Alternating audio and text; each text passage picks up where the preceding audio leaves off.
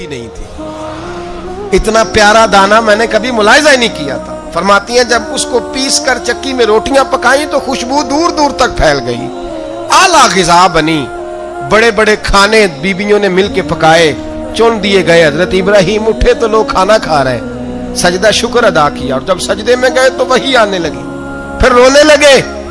جب پلٹ کر باہر تشریف لائے تو جناب سارا کہنے لگی ابراہیم تمہارا مصری یار بڑا اچھا ہے، اس نے اتنی اعلیٰ گندم بھیجی ہے کہ اتنی تو میں نے پیاری گندم کبھی دیکھی نہیں۔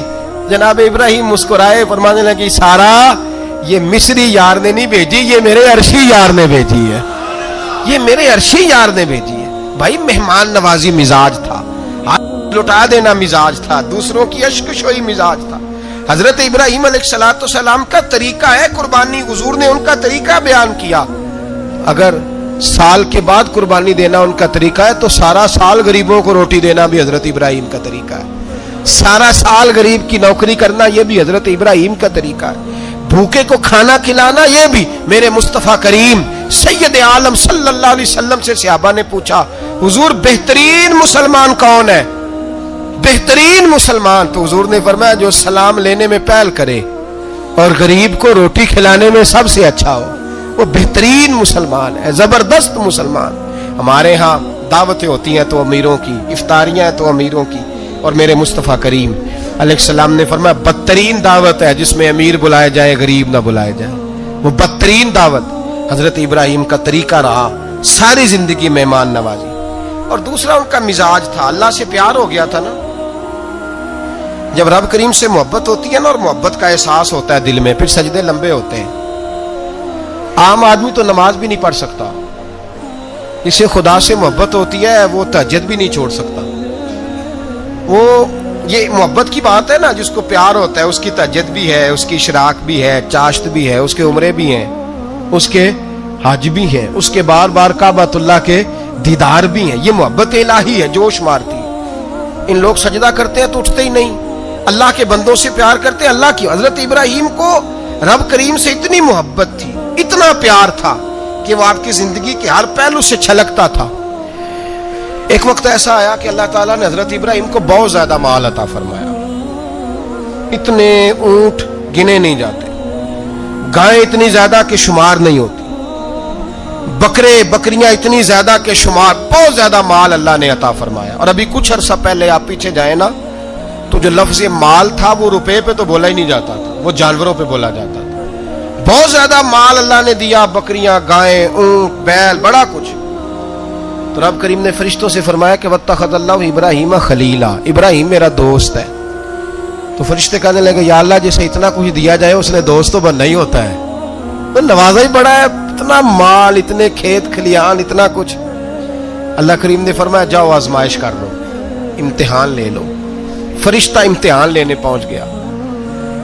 حضرت ابراہیم کے جانور چر رہے ہیں چراگاہ میں، حضرت ابراہیم بھی ہیں، غلام بھی ہیں، بہت بڑا ریوڑ ہے، آپ تشریف فرمائیں۔ ایک فرشتہ آیا تو کھیت میں چھپ کے بیٹھ گیا اور بلند آواز سے کہنے لگا سبحان اللہ والحمد للہ ولا الہ الا اللہ واللہ۔ یہ تسبیح بڑی پسند ہے، محبوب نے ان کی فضیلت بیان کی۔ اب وہ حضرت سیدنا ابراہیم علیہ السلام کھڑے تھے تو وہ کھیت میں بیٹھ کے تسبیح پڑھنے لگا سبحان اللہ والحمد للہ ولا الہ الا اللہ۔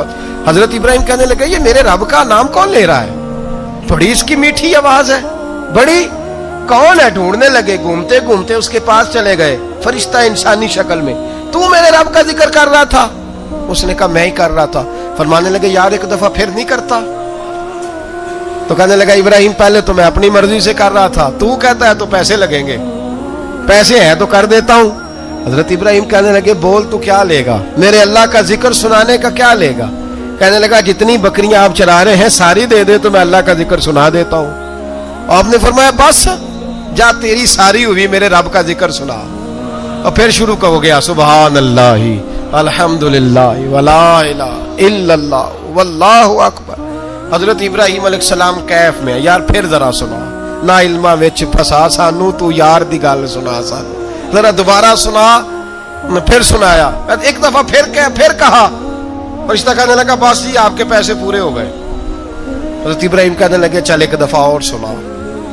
کہنے لگا پیسے لگیں گے. تو کیا لے گا؟ کہنے لگا گائے بھینسیں ساری میری. فرمایا بس یار اتنی قیمت، تو سنا صحیح، سارا کچھ ہی تیرا. پھر شروع ہو گیا سبحان اللہ والحمدللہ ولا الہ الا اللہ واللہ اکبر. گائیں دے دیں، بھینسیں دے دیں. وہ ذکر سناتا ہے. حضرت ابراہیم کبھی مچلتے ہیں، کبھی روتے ہیں، کبھی آہیں بھرتے ہیں. تو میرے رب کا نام لے رہا ہے، ذرا پھر سے لے. کیف جاری ہے. کہنے لگا بس بھائی. حضرت ابراہیم فرمانے لگے تو اور لے لے جو لینا ہے، مجھے ذکر سنا. اس نے کہا ابراہیم بکریاں میں لے چکا، گائے بھینسیں میں لے چکا، اونٹ رہ گئے، سارے لے لوں گا پھر ذکر سناؤں گا. فرمایا جا تیرا ہوا تو ذکر سناتا رہ، میں دیتا ہوں. دے دیا. کچھ دیر ذکر کیا تو اب خاموش ہو گیا. حضرت ابراہیم خلیل اللہ علیہ السلام فرمانے لگے ذکر سنا. کہنے لگا ابراہیم اب تیرے پاس دینے کو کیا ہے، ہر چیز تو میں لے چکا. آپ فرمانے لگے یہ گائے بھینسیں بکریاں چرانے کے لیے تجھے کوئی نوکر ملازم بھی تو چاہیے نا. تو اس طرح کر مجھے رکھ لے، میں روٹی نہیں مانگوں گا، کھانا نہیں مانگوں گا، تو اللہ کا ذکر سناتا رہنا، میں تیرے جانوروں کی نوکری کرتا رہوں گا. حضرت ابراہیم علیہ السلام نے جب یہ کہا نا، فرشتے کی آنکھوں میں آنسو آ گئے. تر دامنی پہ شیخ ہماری نہ جائیے، ہم دامن نچوڑ دیں تو فرشتے وضو کریں.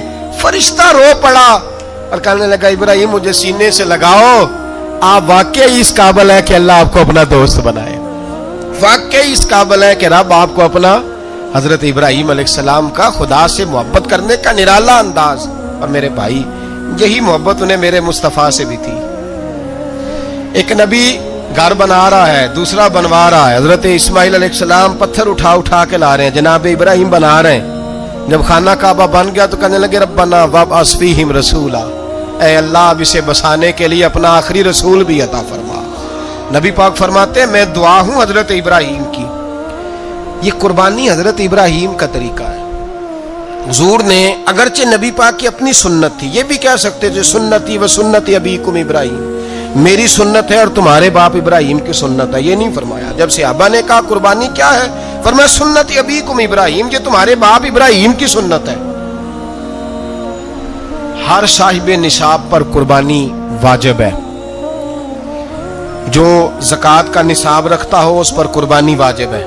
یعنی ضروریات سے زیادہ اتنے پیسے، جتنے پیسوں سے زکوٰۃ فرض ہوتی ہے، اتنے پیسے جس آدمی کے پاس قربانی سے پہلے آ جائیں اس آدمی پر قربانی کرنا واجب ہے. بکرا، چترا، دمبا 1 سال کا یا دمبا 6 مہینے کا ہو پر اتنا بڑا محسوس ہوتا ہو کہ لگے کہ 1 سال کا ہے، اس کی قربانی ہو سکتی ہے. جانور میں کوئی عیب نہیں ہونا چاہیے، اتنا کمزور نہ ہو کہ ذبح جہاں اسے کرنا ہے وہاں وہ چل کے جا نہ سکے، اتنا کمزور جانور نہ ہو. اس کے اندر بظاہر کوئی اتنا بڑا نقص نہ پایا جاتا ہو، کانا نہ ہو، لنگڑا نہ ہو، کوئی اس کی ہاتھ نہ کٹے ہوئے ہوں، ایسا نقص جو واضح ہو. بکرا 1 سال کا، گائیں اور بھینس یہ 2 سال کی، اونٹ 5 سال کا. اب اس میں یہ ہے کہ ہمارے بہت سارے دوست، چونکہ ہم دیہاتی لوگ ہیں تو پوچھتے ہیں کہ دوندا نہیں ہے تو چوگا نہیں ہے. تو یہ ہماری پنجابی کی اصطلاحات ہیں، پنجابی کی. شریعت اسلامیہ نے سال بتائے ہیں. یہ تو ہم نے اپنی آسانی کے لیے، یا دیہاتوں میں جو ماحول تھا اس طرح کا جانور لیں، خوبصورت جانور لیں. جو نصاب ہے وہ بھی میں نے آپ کو بتایا.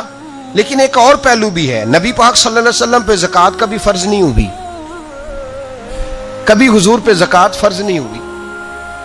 نبی پاک صلی اللہ علیہ وسلم کے پاس اتنا سرمایہ کبھی اکٹھا ہوا ہی نہیں کہ زکوٰۃ فرض ہو. لیکن نبی پاک کے صحابہ فرماتے ہیں کہ مدینے کے 10 سالوں میں اللہ کے رسول نے ہر سال قربانی فرمائی ہے، ہر سال قربانی دی. اور جس سال حضور حج کرنے گئے اس سال اللہ کے نبی نے 63 اونٹ ذبح فرمائے. اور حضور صلی اللہ علیہ وسلم جب اونٹ ذبح کرنے لگتے نا تو صحابہ کہتے ہیں اونٹ خود دوڑ کے حضور کے سامنے آ کے لیٹ جاتا اور نبی پاک اسے ذبح کرتے اور فرماتے ہیں ایک دوسرے کو دھکے دیتے اونٹ کے، پہلے میں نے جانا ہے ذبح ہونے کے لیے، پہلے میں نے. انہیں پتا تھا کہ جو مصطفیٰ کے ہاتھوں ذبح ہوگا وہ تو دائمی زندگی پا جائے گا، یہاں بھی وہاں بھی زندہ. 63 اونٹ ذبح کیے. ایک اونٹ میں کتنی قربانیاں ہوتی ہیں؟ 7. اب 63 کو 7 سے ضرب دو گے تو کتنی بنے گی؟ اور پھر نبی پاک صلی اللہ علیہ وسلم نے 10 سال مدینہ منورہ میں قربانی دی. ہر سال اب وہ 63 اونٹ، ایک اونٹ میں 7 قربانیاں، ہر سال یہاں قربانی، اور مولا علی شیر خدا فرماتے ہیں نبی پاک 2 قربانیاں دیتے۔ میں نے کہا حضور 2 جانور ذبح کر رہے ہیں آپ؟ تو حضور نے فرمایا ایک میری طرف سے، ایک میری امت کی طرف سے، غریبوں کی طرف سے۔ اور حضرت علی کو حضور نے وصیت فرمائی تو 2 دیا کرے گا۔ یا رسول اللہ صلی اللہ علیہ وسلم میں غلام ہوں، خادم ہوں۔ حضور نے فرمایا علی ایک تو نے اپنی دینی ہے، ایک میری طرف سے دینی ہے۔ 2 قربانیاں۔ مولا علی نے بھی ساری زندگی 2 قربانیاں دی۔ حضرت علی بھی مال کے نصاب نہیں تھے، اپنا مکان ہی نہیں تھا، کوئی کاروبار نہیں تھا، کئی دن فاقے رہتے تھے، پر قربانیاں کتنی دیتے تھے؟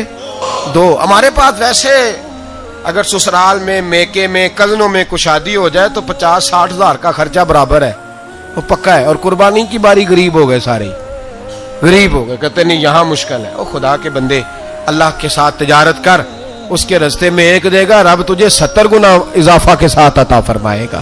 قربانی مال کے نصاب پہ ہے۔ کوشش کیا کریں کہ اللہ کے راستے میں جب دینا ہو پھر لیت اللہ سے بچیں، خوبصورت جانور لائیں۔ جن کو اللہ نے توفیق دی ہے ان کے لیے نصیحت ہے، جن کو اللہ نے توفیق دی۔ میں نے اپنے حضرت صاحب کو دیکھا ہے، وہ کہتے تھے کئی جانور اللہ نے بڑا نوازا ہے، کہتے ایک میرا ہے، ایک میرے ماں کا، ایک میرے باپ کا ہے، ایک میرے فلاں استاد صاحب کا، ایک میرے پیر صاحب کا ہے۔ یہ جانور غوث اعظم جیلانی کا نام کا دے رہا ہوں۔ اور پھر ایک بڑا خوبصورت جانور بندھا ہوتا اور حضرت خود ان کو چارہ ڈال رہے ہوتے، تو حضور یہ کیا ہے؟ فرمانے لگے یہ میں رسول اللہ کے نام پہ قربان کروں گا، یہ نبی پاک کے نام پر قربان کیا جائے گا۔ جن کو اللہ نے حیثیت دی ہے وہ کوشش کریں اپنے محبوب کی طرف سے بھی قربانی کریں، نبی پاک کے نام کی قربانی دے، خوبصورت سا جانور پیارا، پھر اس کی خدمت ہو، پھر اس کی قربانی دی جائے اور نبی پاک کے نام پر قربانی دی جائے۔ حضور نے خود وصیت فرمائی حضرت ابو بکر صدیق کو، قربانی بڑا حسین عمل ہے۔ اور میرے نبی پاک صلی اللہ علیہ وسلم نے ناراضگی بھی فرمائی، ذرا خوگر حمد سے تھوڑا سا گلا بھی سن لے۔ میرے حبیب نے فرمایا جو طاقت کے باوجود قربانی نہ کرے وہ ہماری عیدگاہ میں عید کی نماز پڑھنے نہ آئے، وہ نہ آئے۔ اور یا رسول اللہ جو کرے گا، فرمایا قربانی کے جانور کا خون کا قطرہ بعد میں زمین پہ گرے گا، اللہ اس کے سارے گناہ پہلے معاف فرما دے گا، اللہ اس کے سارے گناہوں کو بخشے گا۔